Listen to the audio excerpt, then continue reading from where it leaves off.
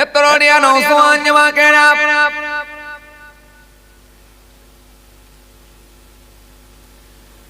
ইয়া ভাই মুরব্বিয়ানেরা,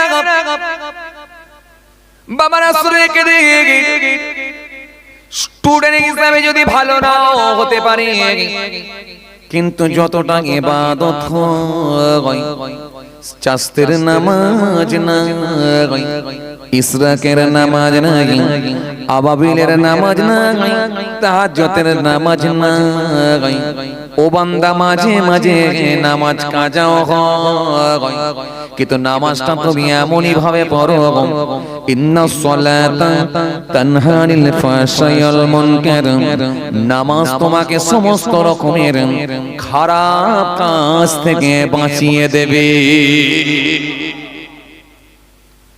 নামাজটা তুমি এমনই ভাবে পড়ো, দাড়িটা তুমি এমনই ভাবে রাখো, টুপিটা তুমি এমনই ভাবে পড়ো, রমজান মাসে এক মাস রোজাটা তুমি এমনই ভাবে রাখো যাতে করে তোমার ভেতরে মালিকের ভয় ভীতি ঢুকে যায়। আর রবের ভয় ভীতি যখন ভিতরে ঢুকে যাবে, তুমি বান্দা আল্লাহর ভয় ভীতি ঢুকে যাবার কারণে তুমি স্বচ্ছ হয়ে যাবে। আর আমার নবী জানালেন, স্বচ্ছ ব্যক্তিটাকে, ভালো ব্যক্তি, পরেশগার লোকটাকে আমার আল্লাহ পাক বড় পছন্দ করে, বড় ভালোবেসে থাকে।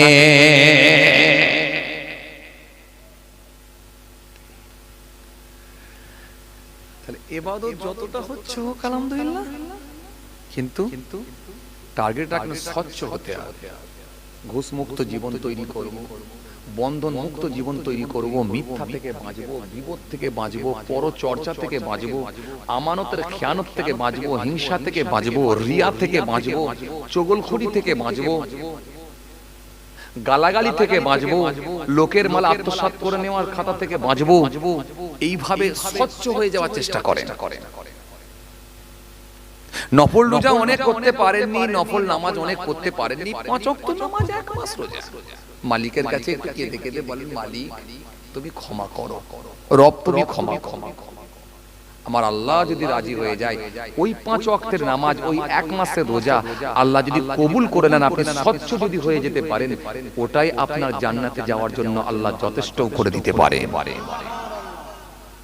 কেন আপনাকে খুব বেশি চাপ দিলে হবে না, আমি বলি দিচ্ছি, আমাদেরকে খুব বেশি চাপ দিলে হবে না। কেন আমরা স্টুডেন্ট ভালো না, কোন রকমে আমাদেরকে 5 নম্বর তুলে বেরিয়ে যেতে হবে। চলুন 5 নম্বর তোলার জন্য আমি আর একটা হাদিস দিয়ে যাই। আপনাদেরকে আমি একটা হাদিস দিয়েছি, আর একটা হাদিস দিয়ে যাই 5 নম্বর তোলার জন্য। আর একটা হাদিস আপনাদের সামনে দিয়ে যাই। নবী আমার সুন্দর করে জানিয়েছেন, সাবউন তাজরিল আবদি বাদা মাউতিহি ওয়া হুয়া ফি কবরিহি, মান আল্লামা ইলমান আও কাসারা নাহরান আও হাফারা বিরান আও গারাসা নাখলান আও বানা মসজিদান আও তারাকা ওয়ালাদান ইস্তাগফিরু লাহু বাদা মাউতিহি।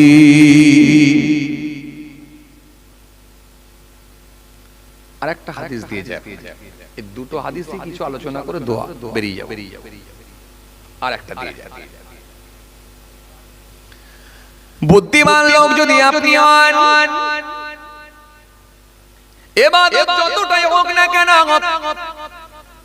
শরীরটাকে আপনি স্বচ্ছ বানিয়ে ফেলেন, পরিষ্কার হয়ে যান, ত্রুটি মুক্ত হয়ে যান। আর বুদ্ধিমান মানুষ যদি আপনি হয়ে থাকেন, কিছু টাকা রেখে দিয়ে ইন্টারেস্ট তুলে তুলে খান। টাকা রেখে দিয়ে ইন্টারেস্ট তুলে তুলে খাবেন, মাথা লাড়ছেন, মাথা লাড়ছেন কেন? ইন্টারেস্ট যায় কথা বলে, ধ্যান আমার দিকে দেবেন, ওই বাড়ির দিকে মন চলে গেলে হবে না, মাঝে মাঝে ধরবো।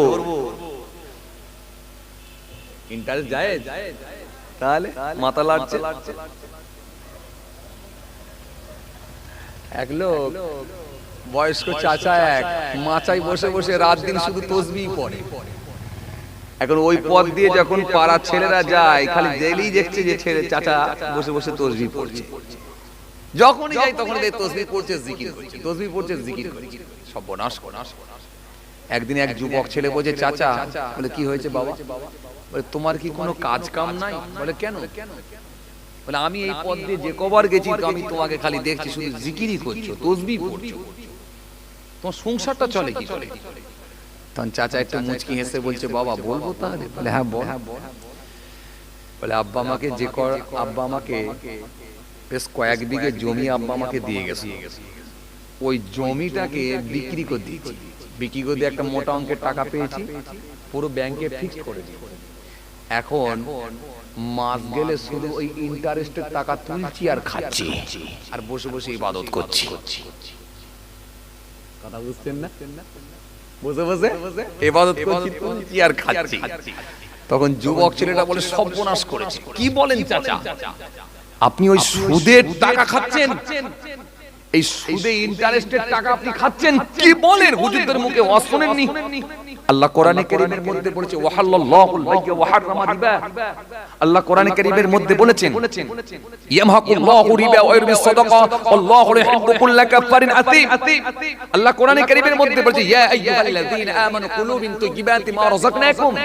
আল্লাহ কোরআনে কারীমের মধ্যে বলেছে, ইয়া আইয়ুহাল্লাযীনা আমানু লা তুহারিমুত তাইয়্যিবাত মা আহাল্লাহু লাকুম ওয়া লা তা'তাদু ইন্নাল্লাহা ইউহিব্বুল মু'তাদিন। হারাম সম্পর্কে, সুদ সম্পর্কে এত আয়াত নবী হাদিস দিয়েছেন, এরপরও আপনি সেই ইন্টারেস্টের টাকা তুলে তুলে খাচ্ছেন। খোকা, আমি জানি তো যে সুদ খাওয়া হারাম, চলে না। তাহলে আপনি খাচ্ছেন? বলে আমি জানি তো, ওই জন্যই ব্যাংকের যে বইটা আছে না, ওই পাস বইটা, ব্যাংকের যে বইটা, ওই বইটা তো চাচিমার নামে করে দিয়েছি। কথা কিছু বুঝতে পারেনি? যা হবে তুলছি টাকা, আমি নামে আছে ওর। বিশাল চালাক। ওই যে বললাম না, আমাদের এখন মানুষ বিরাট চালাক, বিরাট চালাক। আর এই বেশি চালাকি করতে গেলেই বেশি ঝামেলায় জড়ায়। সহজ ভাবে যে মানুষটা জীবন যাপন করেছে, সেই লোকটাই আল্লাহর কাছে প্রিয় বান্দা হয়ে গেছে। আর যত বেশি চালাকি করতে যাবে, যত বেশি প্যাঁচের কাজ করবে, যত বেশি প্যাঁচ মারবে, তত বেশি জালে জড়াবে। কিছু কিছু লোক আছে দেখবেন খুব প্যাঁচের লোক, খুব প্যাঁচের লোক। গ্রাম কমিটির যখন সালিসি বসেছে না, একটা রোগা পাতলা লোক, তার বিচার হচ্ছে, গরিব মানুষ, তখন ওই লোকটা কাঁদতে কাঁদতে কাঁদতে কাঁদতে নেতার দিকে তাকিয়ে বলে, দাদা এবারটার মতো মাফ করে দেন, আর কোনোদিন এরকম কাজ করব। তখন ওই নেতা ওর মুখের দিকে তাকিয়ে কর্মীদের উদ্দেশ্যে বলল, যাক যাক, আর কি করবি, যাক, যা হয়েছে হয়েছে, ছেড়ে দে ওকে, ছেড়ে দে, ছেড়ে দে, ছেড়ে দে। যখন ছেড়ে দিয়েছে, লোকের একবারে ওই লোকটার খুশিতে মন ভরে গেছে, ছেড়ে দিয়েছে, যে যার মতো চলে গেছে। আবার ওই নেতাটা এসে পঞ্চায়েতে এসে আবার কর্মীদেরকে বলছে, ছেড়ে কি দিবি রে, আছলা বাঁশ দিয়ে দে। যেই বলেছে আছলা বাঁশ দিয়ে দে, ছেড়ে কি দিবি রে, তখন কর্মীরা ফের ডাক পড়িয়েছে। তখন ওই লোকটা ফের বলে, সর্বনাশ করেছে, সেদিনে যে আমাকে ছেড়ে দিতে বললো। আবার কোন রকমের সেই দাদার সঙ্গে যোগাযোগ করে, দাদা আপনি যে বললেন ছেড়ে দে, আবার আমাকে ডাকছে, ফের আমাকে ঝামেলায় ফেলতে চাইছে। তখন বলছে, আমি তো বলে দিয়েছিলাম এরকম তো হওয়ার কথা নয়। আচ্ছা ঠিক আছে, দেখছি। অথচ সব এর নির্দেশে হচ্ছে। এই লোকের সংখ্যা আজকের দিনে বেশি। এখানে একরকম, ভিতরে একরকম, বাইরে একরকম। এই লোকের সংখ্যা আজকের দিনে বেশি। এগুলি হচ্ছে প্যাঁচের লোক, ভয়ঙ্কর। আর এই ভয়ঙ্কর লোককে কিন্তু আল্লাহ ছাড়বে না। সহজভাবে জীবন যাপন করেন, ভিতরে যেমন বাইরে তেমন, বাড়িতে যেমন, গাড়িতে তেমন, দোকানে যেমন, হাটেতে তেমন, সহজভাবে জীবন যাপন করেন, খোলা মনে জীবন যাপন করেন, বেঁচে যাবে। আর যত বেশি প্যাঁচ মারবেন, তত বেশি জড়াবেন। চলেন ভাইরা আমার, বন্ধুরা আমার, সাথী মহাব্বতের ভাইরা, তাহলে একটা হাদিসকে সামনে রেখে আমি আপনাদের সামনে কি বোঝাতে চাইলাম, আমল যেমনই হোক স্বচ্ছ হয়ে যেতে হবে। স্বচ্ছ লোকটাকে আল্লাহ পছন্দ করেন, আর আমল করলেই লোক স্বচ্ছ হয়। আমল করলেই মানুষ স্বচ্ছ হতে পারে। কেন? যত বেশি সে আমল করবে তার বুকের ভেতরে আল্লাহর ভয় ভীতি ঢুকবে, আর যখন আল্লাহর ভয় ভীতি ভেতরে ঢুকবে তখন সে লোকটাই স্বচ্ছ হতে পারে।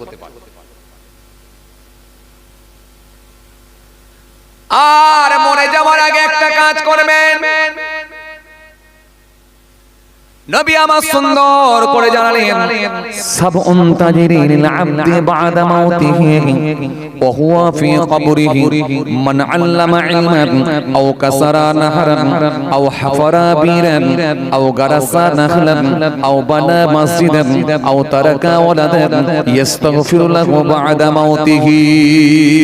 রাসূলুল্লাহ সুন্দর করে জানালেন, সাতটা এমন ভালো কাজ আছে পৃথিবীর জমিনে যদি বান্দা একটা করে দিয়ে যেতে পারে, ওই একটা কাজ করার জন্য কিয়ামত পর্যন্ত সওয়াব জারি থাকবে।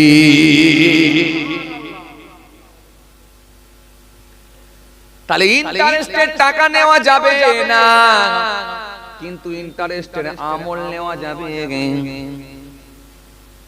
কথা বোঝে না, সহজ বুঝতে হবে। যাবে না?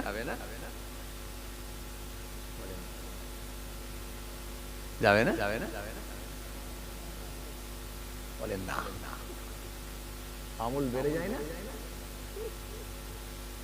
ঠিক করতে পারছে না, কনফার্ম হতে পারছে না যে কোনটা ঠিক আর কোনটা ভুল।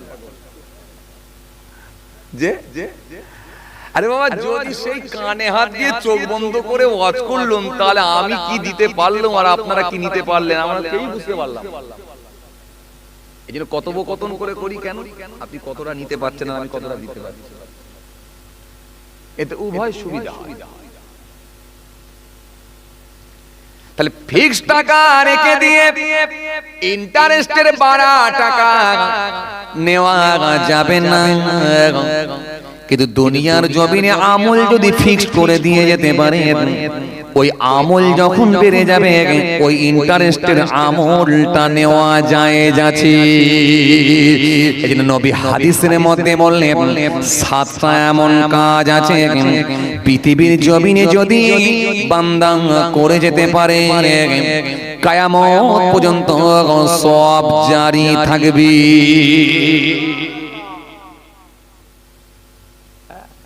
আরে বাবা, আমার নবী তো জানে যে আমার উম্মতরাও দুর্বল। কথা বলে না, এদের অবস্থা খুব খারাপ হবে। আখিরি জামানা এদের অবস্থা অত্যন্ত ভয়ানক হবে। এখন যে কোনো ভাবে এদেরকে বাঁচিয়ে জান্নাতে ঢোকাতে হবে। আমার নবীকে চেষ্টা কম করেছেন নাকি? কবরে শুয়ে শুয়ে চেষ্টা করছেন, কিয়ামতের ময়দানে চেষ্টা করবেন খালি উম্মতকে বাঁচানোর জন্য। উম্মত উম্মত আর কিছু, আমার উম্মত। কেন? এদের অবস্থা খুব ভয়ানক হয়ে যাবে, অবস্থা খুব খারাপ হবে। রাসূলুল্লাহ হাদিস দিয়েছেন, একটা সময় এমন আসবে সুদের ধোঁয়া থেকে কেউ নিষ্কৃতি পাবে না, নিষ্কৃতি পাবে না, রেহাই পাবে না। মানে এত ভয়ঙ্কর ভাবে সুদ ছড়িয়ে যাবে, সেই জায়গা থেকে কেউ বেরোতে পারবে না। কি বলছে? বড় বড় হুজুররা জড়িয়ে আছে, বড় বড় বক্তারা জড়িয়ে আছে। বললে রাগ হবে আপনাদের, হুজুর এত বড় কথা বলে ফেললেন আন্দাজে। খবর নিয়ে দেখেন কত হুজুর নেতার টাকায় চলে। কথা বলে না, কত হুজুর আছে দেখবেন নেতা দাওয়াত দিলে আর কোন খবর আছে না? কত বক্তা আছে না? কত হুজুর আছে না? অথচ 100% হুজুর জানে যে ওই নেতা সুদের সঙ্গে যুক্ত, ওই নেতা হারাম কাজের সঙ্গে যুক্ত, তারপরও নেতা। কেন? নেতা যদি আমার হাতে থাকে, পাবলিক অটোমেটিক হাতে। কথা বলছেন না কেন? ডিসাইড করেন দুনিয়া না আখেরাত, আগে ডিসাইড করেন। যদি আখেরাতকে যদি মনে করেন প্রাধান্য বেশি দেবো, তাহলে নেতা ছাড়ো, এমএলএ ছাড়ো, এমপি ছাড়ো। আমি খারাপ কাউ সবাইকে বলছি না, কিন্তু ম্যাক্সিমামটাই তো খারাপ। কথা বলছেন না? তাহলে হুজুর জেনে শুনে হারাম খাচ্ছে না? কথা বলছেন না কেন? আছে না নাই? আরে খবর নিয়ে দেখেন না। ভাইরা আমার, বন্ধুরা আমার, সাথী মহব্বতের ভাইরা, বিশাল চাল, বিশাল চাল। এই জন্য রাসূল জানেন যে আমার উম্মতেরা আখিরি জামানায়, জি আমার উম্মতরা খুব দুর্বল স্টুডেন্ট হয়ে পড়বে, তাদের আমলের একবারে গতি থাকবে না। এই জন্য নবী বাঁচানোর জন্যই, আমাদেরকে বাঁচানোর জন্যই নবী অনেক অফার যুক্ত আমল তুলে দিয়েছে। চলো এই অফারের আমলগুলো অন্তত কর, যাতে করে তাদেরকে বাঁচিয়ে নেওয়া যায়। চল অফারের আমলগুলো কর। যা যা জুম্মার দিনে সকাল সকাল গোসল করলে, সকাল সকাল গোসল করে নিয়ে ওযু করে একেবারে মসজিদের উদ্দেশ্যে রওনা দাও। মসজিদে একটা কোণে গিয়ে বসো, বসে একটু জিকির করো। আস্তে আস্তে যখন আজান শুরু হয়ে গেল, এবার আস্তে আস্তে তুমি সুন্নাত নামাজগুলো আদায় করে নাও। তাহিয়াতুল ওযু, দখলাল মসজিদ, কাবলাল জুম্মা, পর পর পর পর সব করে নাও। আস্তে আস্তে যখন সময় হবে, ইমামের খুতবা যখন চলবে, ইমামের মুখের দিকে তাকিয়ে খুতবা শ্রবণ করো। খুতবা শ্রবণ করে খুতবা শুনে নিয়ে ইমামের পেছনে 2 রাকাত নামাজ আদায় করো।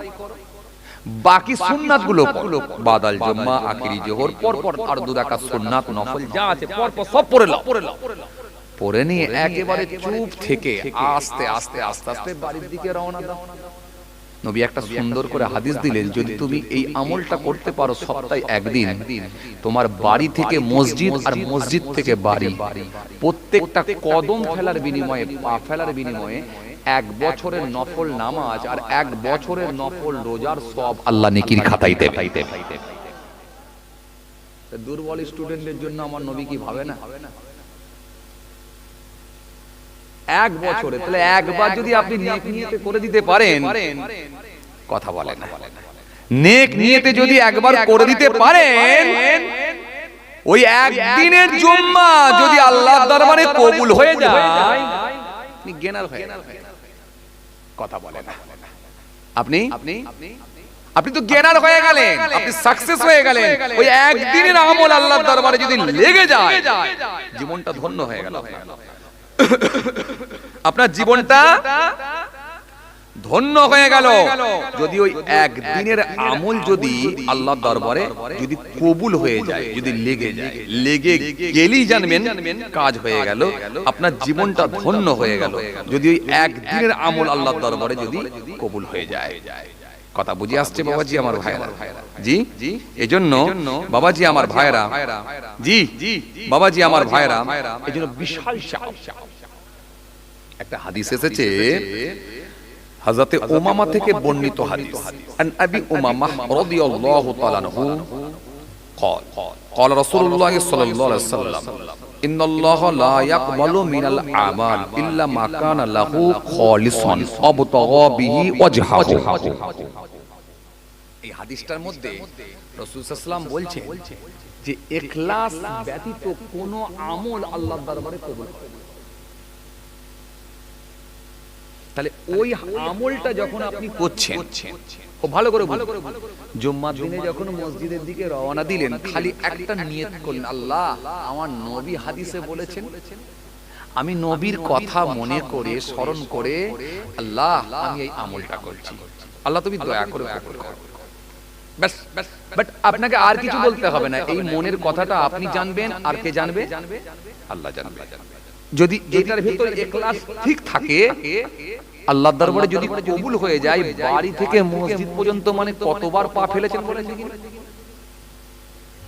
এর কথা বলে না, কথা বলছেন না। এই ছেলে কথা বলছো কেন বাবু? এই কথা শুনছেন আপনারা? বাড়ি থেকে মসজিদ পর্যন্ত কতবার পা ফেলেছেন বলেন দেখি? কোনো হিসাব ছিল না আপনার। তাহলে প্রত্যেকটা যে পা ফেললেন, 1 বছরের নফল নামাজ তুলছেন, 1 বছরের নফল রোজা, 1 বছরের নফল নামাজ, 1 বছরের নফল রোজা, 1 বছরের নফল নামাজ, 1 বছরের নফল রোজা, আমল তো ভরে যাবে। এটা দুর্বল স্টুডেন্টদের জন্য বাবা, পাস তো করতে হবে। কথা বোঝে নাই, প্রথমে বলছিলাম না, পাস তো করতে হবে। শর্ট কোশ্চেন ছাড়বেন কেন? একেবারে যদি নিজে না লিখতে পারি, যদি মনে না আসে, কমপক্ষে হল ম্যানেজ তো করতে হবে রে বাবা। শর্ট কোশ্চেন ছাড়ে না, ছাঁকা নাম্বার তুলতে হবে না, কথা বলে না। তো এটা তো একেবারে হল ম্যানেজ হয়ে যাবে, একেবারে ছাঁকা নাম্বার। কেন ছাড়ো? যদি বলেন হুজুর আরেকটু ভালো করে নাম্বার তুলবো, তো এসআরও যদি ফজরের নামাজ পড়েন, বড় পিসের 40 বছর তো পড়েছিলেন, পারলে করেন, আমার আপত্তি কি আছে? তাহাজ্জুদের নামাজ পড়েন আলহামদুলিল্লাহ, চাস্তের নামাজ পড়েন, ইশরাকের নামাজ পড়েন আলহামদুলিল্লাহ, আপত্তি নেই। আমল তো দরজা তো খোলা আছে, আর ওলির দরজাও তো খোলা আছে। নবীর দরজা বন্ধ হলো, কিন্তু ওলির দরজা তো খোলা। কিন্তু যদি না পারি, তাহলে অফারে যদি সিম কার্ড কিনতে পারি, অফারে যদি জামা কিনতে পারি, অফারে যদি জুতো কিনতে পারি, অফারের জিনিসগুলো যদি তুলতে পারি, আমল অফারের কেন তুলবো না আমি? আমার লস কোথায়? আমার কথা কি বুঝতে পারছেন আপনারা? আমি কি বুঝাতে পারছি আপনাদের? আলহামদুলিল্লাহ, আলহামদুলিল্লাহ। তাহলে ইখলাস ব্যতীত কোনো আমল কিন্তু যাচ্ছে না। এই যে দাঁড়ি, কারোর কবুল হতেও পারে, কারোর নাও হতে পারে। এবার বলবেন হুজুর কারটা কবুল হচ্ছে আর কারটা হয়নি, আপনি কি করে জানলেন? 1 মিনিটের মধ্যে আপনাকে বুঝিয়ে দেবো। আপনি আয়নার সামনে গিয়ে দাঁড়িয়ে দেখলেন মুখটা আমার বিরাট কোহলির মতো লাগছে, চোখগুলো লাগছে বিরাট কোহলির মতো, নাকটা লাগছে আমার বিরাট কোহলির মতো, মুখের লুকটা লাগছে আমার বিরাট কোহলির মতো। সুতরাং বিরাট কোহলির মতো যদি হালকা করে একটা দাড়ি দিয়ে, তাহলে দেখতে আমার আরো ভালো লাগবে। ডিজাইনের দাড়ি, এটা কাকে ফলো করে হলো? হাদিসে এসেছে মান তাসাব্বা বিকওমিন ফাহুয়া মিনহুম, যে যাকে অনুসরণ করবে তার সঙ্গে তার হাসর হবে। এই অনুসরণটা কাকে ছিল? তাহলে অনুসরণ করেছেন বিরাট কোহলি। এখানে কিন্তু আপনার নিয়তের গোলমাল, ইখলাস ঠিক নাই। এই নিয়তটা ছিল এটাই যে বিরাট কোহলির মতো ভালো লাগবে, এই জন্য ওই দাড়িটা ফেক দাড়ি, বেকার দাড়ি। কিন্তু দাড়ি আমাকে আল্লাহ যতটাই দিয়েছে, আমি আমার নবীর সুন্নত মনে করে রেখেছি। এই দাড়ি আমি মরণের আগে পর্যন্ত আমি কাটবো না। আল্লাহ যতটা আমার দাড়ি দিয়েছে, মৃত্যুর আগে পর্যন্ত এই দাড়িকে আমি কাটবো না, কারণ এই দাড়ি আমার নবীর সুন্নত মনে করে দাড়ি। কারণ নবী হাদিসের মধ্যে জানিয়েছেন, আখিরি জামানায় যদি একটা সুন্নতকে কেউ গুরুত্ব দিয়ে আমল করে, আমি রাসূল বলছি 100টা শহীদের থেকে বেশি সওয়াব পাবে। এটা আমার নবীর ভালোবাসার দাড়ি, এটা আমার নবীর সুন্নাত মনে করে দাঁড়িয়ে, এই দাড়িটা আমার যতটাই দিয়েছে আল্লাহ, তার উপরে আমি সন্তুষ্ট। এটা আমি আমার আল্লাহকে ভালোবেসে আমার নবীর সুন্নত মনে করে রেখেছি দাঁড়িয়ে। যখন আপনার এই নিয়ত করে হলো, এই ইখলাস যখন আপনার ঠিক রেখে হলো, তখন ওই দাড়িটাই আল্লাহ দরবারে কবুল হয়ে যাবে।